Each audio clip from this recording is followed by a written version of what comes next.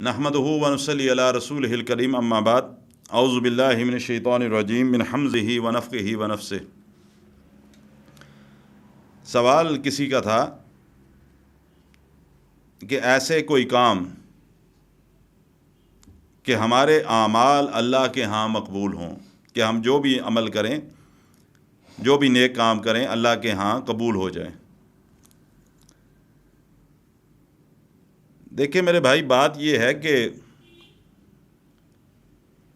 عقیدے کی اصلاح کے بعد اعمال کی اصلاح پر بھرپور انسان کو توجہ دینی چاہیے، اور ہماری اس بات کی کوشش ہونی چاہیے کہ ہم صرف اور صرف وہ اعمال کریں جو اللہ سبحانہ و تعالیٰ کو راضی کرنے والے ہوں، اور ہر اس عمل سے بچنے کی کوشش کریں جو اللہ کو ناراض کرنے والا ہو۔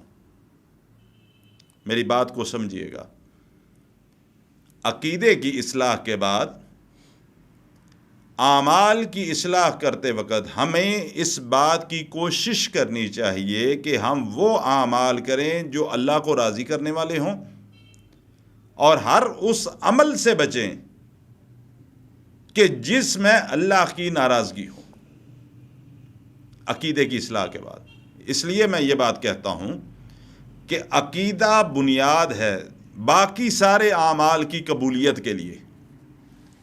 اگر انسان کا عقیدہ توحید جو ہے وہ درست نہ ہو، ہم باقی اعمال کو جتنا بھی خوبصورت بنا کر کرنے کی کوشش کرتے رہیں، ان کی کوئی حیثیت نہیں بچتی اگر اللہ کے ساتھ ہمارا جو عقیدہ توحید ہے وہ درست نہیں۔ اللہ کو وحدہ لا شریک زبان سے کہنے کے ساتھ ساتھ عمل سے بھی ثابت کریں کہ وہ وحدہ لا شریک ہے۔ ہمیں کوئی مصیبت آتی ہے، کوئی پریشانی آتی ہے، تو مصیبت اور پریشانی کے اندر بھی مبتلا کرنے والی ذات ہے تو اللہ کی ذات ہے۔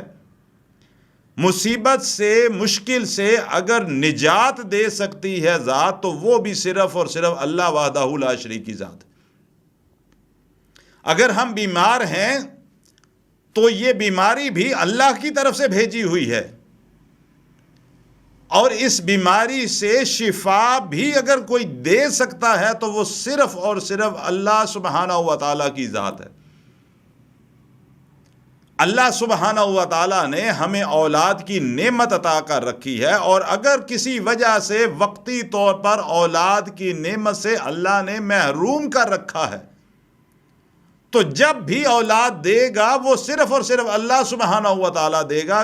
وہ چاہے لڑکے دے، چاہے بیٹیاں دے، چاہے مکس کر کے دے، اور چاہے کچھ بھی نہ دے، وہ اللہ وحدہ لا شریک اس پہ اوپر قادر ہے۔ مشکلوں کو دور کرنے والا مشکل کشا ہے تو میرا اللہ، حاجتیں پوری کرنے والا ہے تو میرا اللہ، اولاد کی نعمت عطا کرنے والا ہے تو میرا اللہ، عزت عطا کرنے والا ہے تو میرا اللہ، ذلت سے بچانے والا ہے تو صرف اور صرف میرا اللہ۔ اللہم لا مانع لما آتیت ولا معطی لما منعت ولا ینفع ذا الجد منک الجد۔ ساری کائنات مل کر بھی اگر مجھے نقصان پہنچانا چاہے، لیکن میرا اللہ نہ چاہے تو دنیا کی کوئی طاقت مجھے نقصان نہیں پہنچا سکتی۔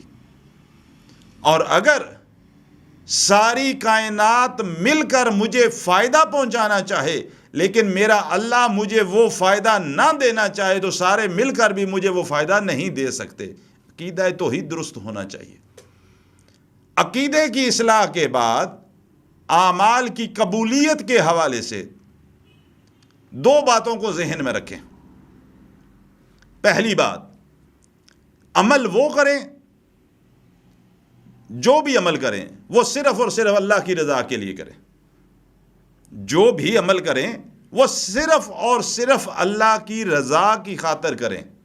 اگر اللہ کی رضا سے ہٹ کر کوئی اور نیت آپ کے دل و دماغ کے اندر ہے تو اللہ کے ہاں آپ کا وہ عمل قبول نہیں۔ مثال دے کے ایک چھوٹی سی بات سمجھاتا ہوں۔ میں نماز پڑھ رہا ہوں، اور نماز کے اندر میں لمبا قیام کروں،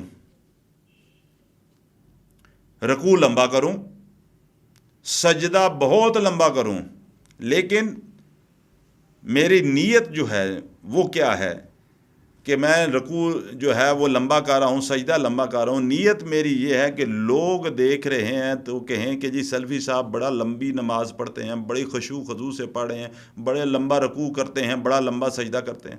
اگر میری نیت یہ ہے، اللہ کی قسم کھا کے کہتا ہوں ایسی نماز مجھے اللہ کے ہاں کبھی نجات نہیں دے گی۔ یہ ریاکاری میں آئے گی، اور ریاکار کو اللہ جہنم کے اندر ڈالتا ہے۔ نماز میں پڑھ رہا ہوں اللہ کی رضا کا حصول مقصد ہو، میں قیام لمبا اس لیے کروں کہ اللہ کے رسول صلی اللہ علیہ وسلم کا فرمان ہے، میں رکوع کے اندر اور سجدے میں اس نیت کے ساتھ تسبیحات زیادہ کروں، لمبا سجدہ کروں کہ میرے اللہ کے نبی کا فرمان ہے صلی اللہ علیہ وسلم کا کہ سجدے کی حالت میں بندہ اللہ کے انتہائی قریب ہوتا ہے۔ میں اللہ کا قرب حاصل کرنا چاہتا ہوں، اللہ کی بڑائی اور کبریائی اس لیے سجدے میں زیادہ کرتا ہوں کہ میرا اللہ مجھ سے راضی ہو، پھر تو میرے لیے اس کے اندر اجر ہے۔ میں لوگوں کے اندر پیسے تقسیم کروں، غریبوں کے اندر زکوٰۃ بانٹوں، صدقے کروں، یتیموں کے ساتھ شفقت والا معاملہ کروں، کسی بیوہ کی مدد کر دوں، نیت کیا ہو میری؟ اگر میرے دل کے اندر یہ نیت ہے کہ لوگ کہیں کہ جی سلفی صاحب نے بڑے غنی ہیں، مال خرچ کرنے والے ہیں، بڑا مال خرچ کرتے ہیں غریبوں مسکینوں، اللہ کی قسم کھا کے کہتا ہوں مجھے یہ مال جہنم کے اندر لے جائے گا۔ اور اگر میری نیت یہ ہے کہ میں اللہ کے حکم کو پورا کرتے ہوئے میں کسی غریب کی مدد کرتا ہوں، کسی مسکین کے ساتھ تعاون کرتا ہوں، کسی یتیم کی پرورش کر دیتا ہوں، کسی بیوہ کی مدد کر دیتا ہوں، نیت میری یہ ہے کہ میں اللہ کی رضا چاہتا ہوں اس لیے میں ان لوگوں کو دے رہا ہوں، پھر انشاءاللہ اللہ تعالیٰ میرے اس عمل کو قبول فرمائیں گے۔ پہلی بات یہ ہے، اعمال کی قبولیت کے حوالے سے بات کر رہا تھا، پہلی بات یہ ہے کہ عمل کرتے وقت ہماری نیت یہ ہونی چاہیے کہ ہم یہ عمل کر رہے ہیں اللہ کی رضا کی خاطر۔ دوسری بات، آپ صلی اللہ علیہ وسلم کی سنت کے مطابق عمل ہونا چاہیے۔ بات تھوڑی سی طویل ہو جائے گی، لیکن ایک حدیث کا حوالہ دیتے ہوئے مثال میں دوں گا انشاءاللہ، تاکہ آپ کے کانسیپٹ کلیئر ہو جائیں کہ اگر آپ کا عمل اپنی مرضی سے ہو، 2 2.5 3 گز کی تسبیح بازو کے ساتھ لپیٹی ہو، بس استغفار چل رہا ہو اور سارے کام اللہ کی نافرمانی والے چل رہے ہوں، یا کوئی بھی عمل جس کو ہم جتنا مرضی خوبصورت مزین بناتے رہیں، اگر اللہ کے رسول صلی اللہ علیہ وسلم کے فرمان کے خلاف جا رہی ہے بات، تو پھر بھی قبول نہیں ہوگا۔ 3 صحابہ اکرام اللہ کے نبی صلی اللہ علیہ وسلم کے گھر تشریف لے کر آئے، آپ صلی اللہ علیہ وسلم گھر موجود نہیں تھے۔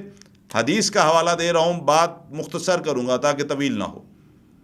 آپ نے مومنوں کی ماں اما عائشہ رضی اللہ تعالی عنہا سے پوچھا کہ اللہ کے نبی صلی اللہ علیہ وسلم باہر جیسے بھی زندگی گزارتے ہیں ہم مشاہدہ کرتے رہتے ہیں، اپنے اعمال اس کے مطابق بنانے کی کوشش کرتے ہیں، اللہ کے رسول صلی اللہ علیہ وسلم کی گھر کی زندگی کے بارے میں ہمیں معلوم نہیں، آپ بتا دیجئے آپ کا گھر صلی اللہ علیہ وسلم گھر میں کیسے وقت گزارتے ہیں۔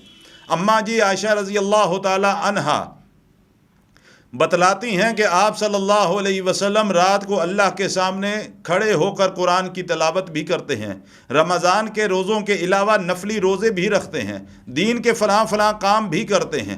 جب یہ گفتگو ہو رہی تھی تو اللہ کے نبی صلی اللہ علیہ وسلم بھی آ کر سن رہے ہیں، زوجہ محترمہ کی اور صحابہ کی گفتگو کو سن رہے ہیں۔ تینوں صحابہ ہیں، تینوں اللہ کے نبی کے پیچھے نماز پڑھنے والے ہیں، تینوں وہاں کھڑے کھڑے قسم کھاتے۔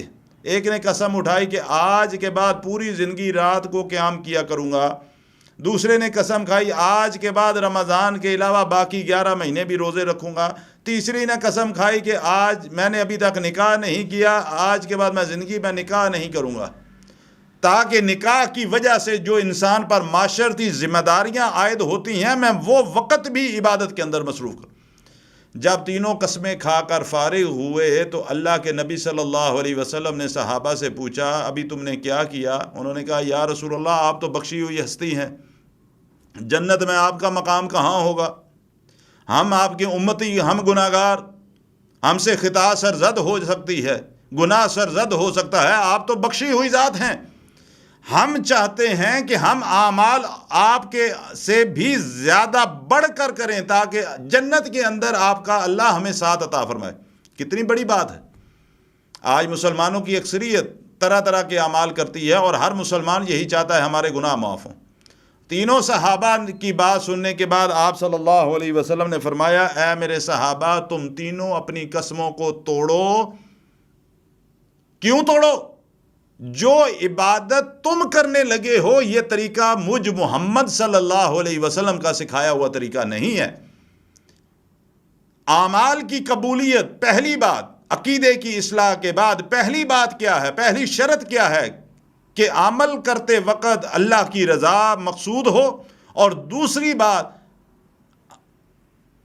طریقہ محمد الرسول اللہ صلی اللہ علیہ وسلم کا ہو، آپ صلی اللہ علیہ وسلم کے حکم کے مطابق ہو، آپ صلی اللہ علیہ وسلم کی سنت کے مطابق ہو، آپ صلی اللہ علیہ وسلم کی سیرت کے مطابق ہو، آپ کے فرمان کے مطابق ہو، تو اللہ تعالیٰ ایسے اعمال کو انشاءاللہ ضرور قبول فرماتا ہے۔ اللہ تعالیٰ ہمارے اعمال کو سنت کے مطابق بنانے کی توفیق عطا فرمائے، اور پھر اللہ تعالیٰ اپنی بارگاہ میں قبول و منظور فرمائے۔